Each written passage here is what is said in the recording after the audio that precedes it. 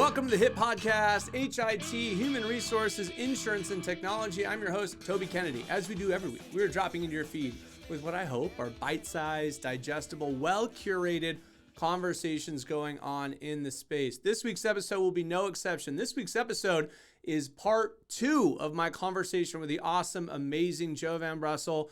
If you missed part 1, go back to last week, catch part 1. This is part 2, and we're going to pick up right where we left off. This week's episode is brought to you by Montage Insurance Solutions. And without any further ado, let's get into the back half of our conversation.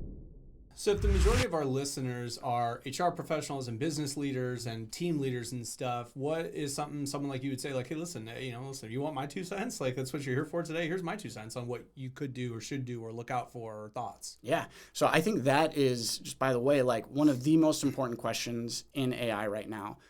What can we do and who can do something? And I think you answered already, which is business leaders have a huge responsibility to do something. And the reason for that is that most people have jobs, right? Most people have an employer. I know there's freelancers. I'm a bit of an independent contractor sometimes as well. But anyone who works in a workforce has executive leaders making decisions about how AI is going to be used in that company. Right now, the patterns and trends that I'm seeing are really bad. Yeah. The way that companies are adopting and rolling out AI is rushed. They are very, very forced. They're doing it in a way that's making employees feel confused, anxious. And I think the reason is because of what I just said. They feel a lot of pressure, like, hey, we've got to do something with AI. And so they just sort of like blurt something into existence. What business leaders need to do is slow down, be intentional about the way that AI is going to be used in their company. Think about some like common sense guardrails and incentives to put in place so that employees act in a way that's not just, hey, I've been like told I have to use AI. I'm going to try a bunch of things. And they're not thinking about the moral issues or the ethical issues or the business practices around it. So business leaders have a really incredible responsibility right now. The people who do it the right way will be held up as good examples that other industries can follow. People who are doing bad way are going to have immeasurable harm on their employees and their bottom line. Well, and it circles me back to the your specific expertise, and it's like the human of this all, right? The creativity, the conflict resolution, the interpersonal communication, connection of it all is a muscle you really probably don't want atrophying in your employees. Mm-hmm. Absolutely. So it's funny you bring up those examples. I have a close friend who told me about an AI training they had at work recently. Yeah. And the use cases that they had in the AI training. So they just rolled out a new internal AI tool. It was built by a bigger company, but it was like customized for their workplace. And the 3 use cases that they pointed out were, number 1, it was basically like a glorified search function. Sure. Didn't feel to me like it had a lot of value or utility, but like, okay, that's fine. The second use case was interpersonal communication, or like writing internal emails. Now, I don't know what you guys are like at Montage or your employer, but most workplaces don't really write emails. Like we do a lot of Slack or Teams like, or whatever. Teams, Sure. Exactly. But to recommend that you use AI for interpersonal messages is like, I think one of the worst ideas I ever heard. It erodes trust. It makes collaboration harder. You mentioned conflict resolution. Just imagine you're having a sensitive conversation with a coworker over Slack or over Teams, and you say like, hey, I was just looking at this. What do you think? And they respond to you with a style, format, grammar, punctuation, tone that's just drastically different than the way they usually communicate. Your first thought is going to be like, did this SOB like blow me off and have his bot answer me? Right. That's the impression. Right. It feels passive aggressive. It feels like they're shutting the door to that conversation. Now all of a sudden you have this broken relationship, and I don't even know how you go about like fixing that. Yeah. So sure, maybe there's certain situations where you could generate a first draft in email with AI, but like the upside is very small and the downside is like really, really big. The third use case that they used was sort of like insights and analysis based on some internal data, which seemed like okay if it was helpful. But the point is, like, this is an example of a company rushing an adoption and using a use case that is going to be like really bad on relationships and the way people go about work.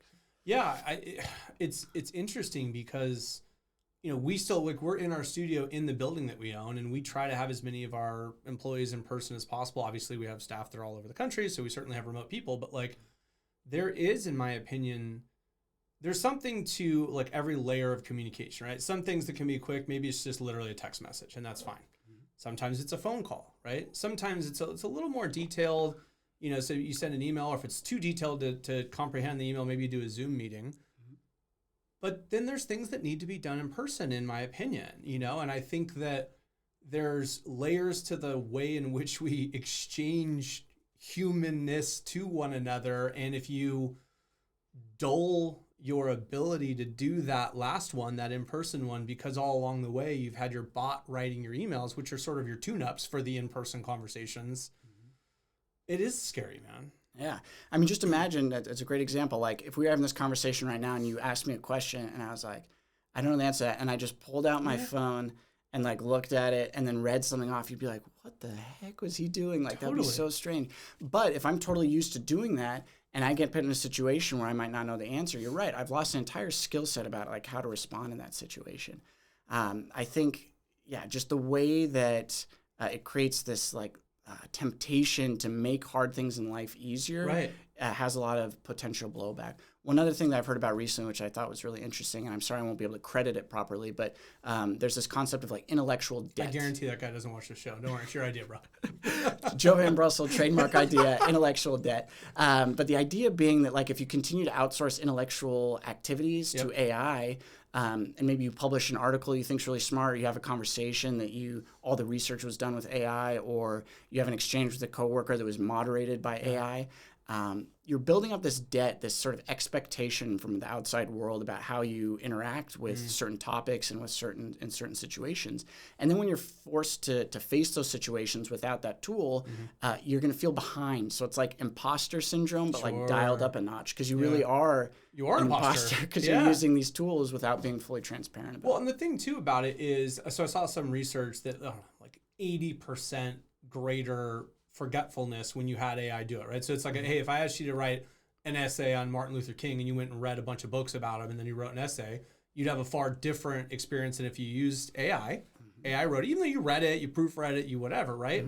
A month later, 6 months later, a year later, when I'm asking you about Dr. King, you will either have a memory of it or not, right? Whether or not you used AI. And what I'm kind of getting at, and it's a long way of getting there, but like who JVB is sitting here today, who I am today, we're the sum of all of the interactions along the way, all the times you got embarrassed, all the times you got angry, all the times you did all those things because those emotions resonated, those feelings happened, and they meant something. And I wonder about the just sort of soft, squishy, blobby future person that all those interactions, as you said along the way, if a lot of those became virtual and then a lot of those became, well, I just leaned on AI, then maybe I didn't learn, the right amount of humanity or empathy or any of these things that I would have learned had I had an actual interaction that embedded itself in my brain and psyche, instead of this just sort of forgetful flash in the pan thing that it never ended up resonating to my core. Yeah, no, totally. And to go back to one of your earlier questions about like, is this like past technologies or not? Studies have shown that you remember things better when you write notes by hand than versus on a laptop. So there's a clear example of a technology. By the way, I should caveat, going back to like yelling at the kids, like I'm personally not a Luddite. Like I like technology. I continue to use AI. Yeah. I just want us to be smart about it. You're and literally intentional like digital about it. media. I can't avoid it, But I'm going to use another negative technology example for the purpose of this argument. Note taking by hand does actually improve your memory. So to your point, like then you add on AI and like, you're going to know the subject a lot less. One use case that I hear people talking about a lot is like, well, I let AI help me with my research. I'm like, okay, that seems like the sort of way to use AI. But if you think about it, like research is an essential part of any process. Like that's the situation where you're absorbing all the information, you're letting it filter through, as you point out, the lens of your perspective, your experience, your opinions, your thoughts and feelings. So all that information is filtering through who makes you, Toby, who makes me, Joe. And then as the information filters through, there's certain nuggets or pieces that I'm going to pull out and place more importance to and then use in my argument. So if you just like eliminate that part of the process, like you're just being given like this finished material or a more finished material, and you're like eliminating a really important part. So you're absolutely right. You're not going to remember it as well. And you're also not going to feel a sense of ownership over the material you create if you didn't actually do that work. And if the material you create is an email to a colleague and you have no ownership over that, right? Then you have no ownership over the interaction and the relationship, which I think is fundamental to business. And I think that argument is kind of settled. it's almost why HR teams even exist, because it's like people and people functioning well and people functioning well together is one of the most fundamental parts of any bottom line at the end of the day. Like you people need to do well. Yeah. For you to do well. And what's the first thing that you hear, either HR folks or marriage therapists or relationship counselors? What do they talk about? Communication. It's about being present. It's about It's about listening. It's about expressing yourself honestly. Sometimes when you express yourself honestly, that's the first time you hear yourself and you're like, ooh, maybe I need to think about that and like take some time to reflect. But if you eliminate that self-reflection, that expression, that communication, that presence, that listening, then how's that relationship going to survive, and let alone how's it going to flourish? I have this image of Bruce Lee giving this interview where he's talking about express yourself honestly to really be able to express yourself. That's a heck of a quality trait. And I think people lose out on the fact that like to express yourself, when you say something, when you write something, every rep is an opportunity to sort of fine tune your thinking. Yeah. Like I'm sure we've all been in a situation where you say something, you're like, man, why'd I say that? We feel that because that thing that we expressed didn't come from like the deepest or healthiest part. Yeah. That thing that I wrote didn't quite capture my thoughts. So like when you outsource things to AI and you're like, oh yeah, they said just what I was thinking. Like, no, they just said something that sounded good. Yeah. It wasn't that really true gem of the thought or insight or idea that you wanted to express. So I've got this really good friend who was telling me a story about her daughter who looked at her and was like, shut up. And she just looked at her daughter. She was like, did you try that one on? Did you like how that fit?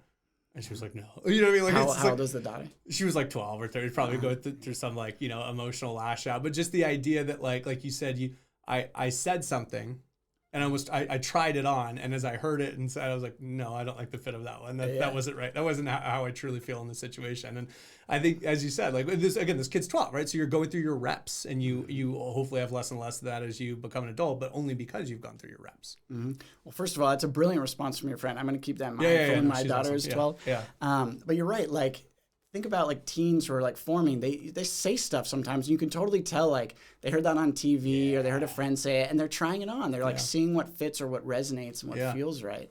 All the interplay between expression and communication and our innermost selves and identities is really important. It's one of the reasons that I say one of the best ways that we can prepare for AI, like one of the good things that we can do is, I know this doesn't sound like very like cool and trendy, but it's like spend some more time with our thoughts. Yeah. Like to spend some more time in solitude, spend some more time being bored so that we can really see like what's inside each of us. Mm-hmm. I know that's starting to sound like a little bit new world, new agey. No, it's old agey. You're a philosopher. This is old stuff. Right, yeah. What's old is new again. But the reason that's going to be so important is because if we do have these really powerful tools, it's going to be even more important that we know ourselves and what's inside. Yeah. Because you just think about it, like one thing I like to say a lot is like the more powerful our technology becomes, the more important our philosophy. And that's because these tools are so powerful. They're going to like launch us in these trajectories so much harder, so much further than we in the past. You need a firm North Star. Exactly. You need to point in the right direction. Because just imagine you're a runner, someone straps a jetpack on you, you take off and you're like, oh man, this isn't the direction I wanted. Yeah. Well, now you're 20 miles further away than you would have been and you wouldn't have been able to course correct. Yeah. So when we put on these jetpacks, we really need to know that we're heading in the right direction so we don't go way off course. And so one way to do that is if AI continues to improve, if we use it in a good way, we need to know what's important to us, our values, before we strap on that jetpack and fly off. And I think to extrapolate that into the business, your company should know your company's values, your team's values, what you guys stand for, and have the tool fit in appropriately. Absolutely, yeah. Goes back to the responsibility the business leaders have to ensure that AI is rolled out in a thoughtful and helpful way. Like one of the first things that I always say if people ask me, business leaders ask me, how do we do this in the right way? It's like, well, what is the goal that you're trying to achieve? What is the problem you're trying to solve? That seems to be missing in the discourse most of the time. They're just like, oh, we have to do AI because like it's the thing now. It's like, okay, like, well, where is the positive vision of AI use that you're trying to get to? Mm-hmm. And what is the problem that we're solving that AI is going to provide some sort of differentiated value to help us do that? Because without that, you're just like letting this jetpack, I'm picturing a jetpack like flying around without someone driving. Like a hose. Exactly, like a fire hose. Yeah. And that's just going to hit somebody or explode or cause damage, right? So you really need to know, what's our company's mission? What are we trying to do? What are our values? How do we treat our employees? What are the problems we're trying to solve? And then see how AI fits into all of that, as opposed to letting AI take precedent and then everything else falls behind. Yeah. No, I think that's the exact. Sometimes there's an order of operations, and it makes some sense. So, get us out, and on our way out, give me like a parting thought. Let's put what's JVB's bow on this conversation. Ooh, yeah, parting thought. Here's a parting thought from pop culture. This is something I'm thinking about a lot, and I'll hopefully bring around and land the plane. But I love movies. And there's a lot of great sci-fi movies and some really good movies on AI. 2 movies I think a lot about are Her. I love that movie. Amazing movie. I try to rewatch it, especially these days, like every 6 months, because I'm like, whoa, it's very, very prophetic. And then another great movie, I, Robot, with Will Smith.